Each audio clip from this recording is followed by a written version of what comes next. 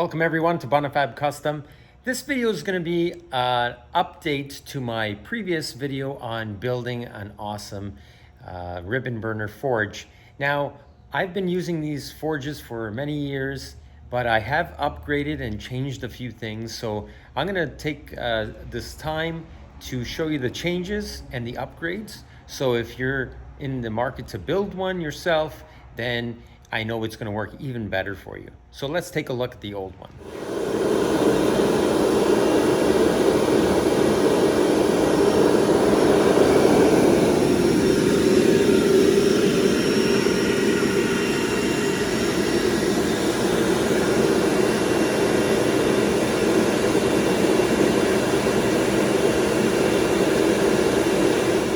So this is the previous build, the one I have posted on my YouTube.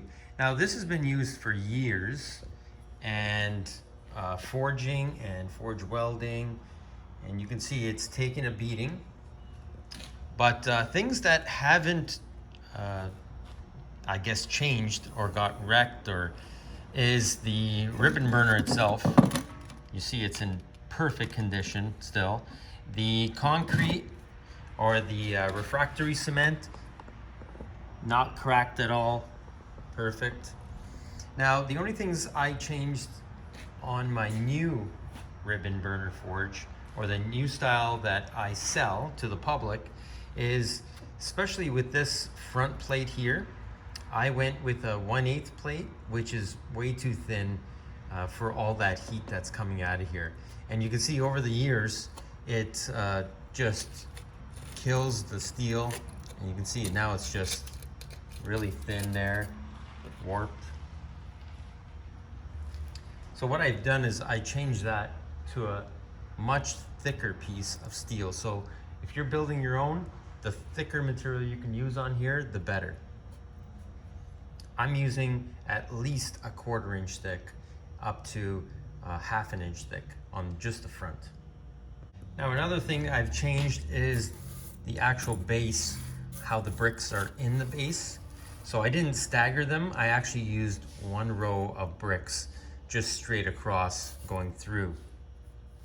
But the outside is still 1/8 of an inch steel. That's all you need. It never gets wrecked because we have that refractory on the inside of the forge. So let's go take a look at the new style, the one that I sell, and I'll show you the changes that are made on there. So this is the new style, and what I do is, production purposes, I build them all in this form. So there's no top on it yet. There's no refractory in here that's casted to my ribbon burner. And this I can show you now. Basically, the outer dimensions now are 15 inch by 15 inch. So if you're building this, you're gonna need 4 pieces of 15 inch by 19 inch long. And that's gonna do your 2 sides, your bottom, and the top is gonna have your cutout for your ribbon burner. And the way these bricks are in here now is basically I use this refractory cloth, and it's 1 inch in thickness, and I line the whole bottom with it. And then I place these bricks right on top, and they're just sitting there on top. Now there's going to be a gap on either side, and I'll remove one of these bricks so you can see. And you see right there on the bottom, that's where the brick ends, and then I'll stuff the refractory inside there. So it kind of supports the bottom, but basically it's for insulating the bottom of this brick. And then I have 1 inch refractory all on the sides. And then I have this 1/8 refractory, okay? It's the same material except for it's compressed, and it's 1/8 in thickness. And I'll use that all on the front to stop any direct heat to this front plate here. And like I said, the front plate I changed to at least a 1/4 inch. I'm building a bigger forge right now, and I made it 1/2 inch thick. because I don't want it warping, and I want to put a little bit more of a door here that doesn't move. So you need something really thick so it doesn't warp with all that heat. So these bricks just go right inside there, and they sit along there. And that's all it is for the bricks. So I have 12 bricks here, 4 on the base, 4 on each side. And then when I'm ready to ship this out, or if you're building this at home and you're ready to build for your ribbon burner, I make my ribbon burners that they have a taper to them, and you can take them off. So the reason why my ribbon burner lasts so long is because after I'm done heating the forge and I'm done, I actually pull the ribbon burner off and I let it cool down outside the forge. The last part that you want to do when you're building this type of ribbon burner forge is I make a template like this. Because this is tapered, I can pull this template or the mold out of the refractory really easily.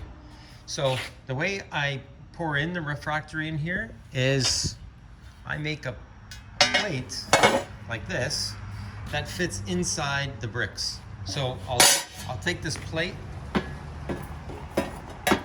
and put it inside, and I'll prop it up all the way until it's hitting the bottom of this or the top of the inlet here. And then I'll put some wood and stuff underneath so it has some support. And then I'll just put my mold right on top, level it, and I'll pour in my refractory, and that's it. Once the refractory is cured, I pull out the mold and then put my last top steel plate on, and that's it, it's finished. And this is worked out. We've been running these ones for now about a year, and they've worked out way better, less maintenance, and they last a lot longer. So if you want to take those modifications and build yourself one, you can also email me. I have that in my direct description. And if you want to purchase one of these, or you need some on a ribbon burner, I sell them also. Thanks again, everyone, for watching Bonifabcustom. As I showed you the modifications to our ribbon burner forge, our awesome ribbon burner forge, and how we made it even better. If you have any questions about the specifics to the sizes, dimensions, things like that, even the types of material I used, just write it in the comments below, or I can also be contacted at bonifabcustom@gmail.com. Thanks.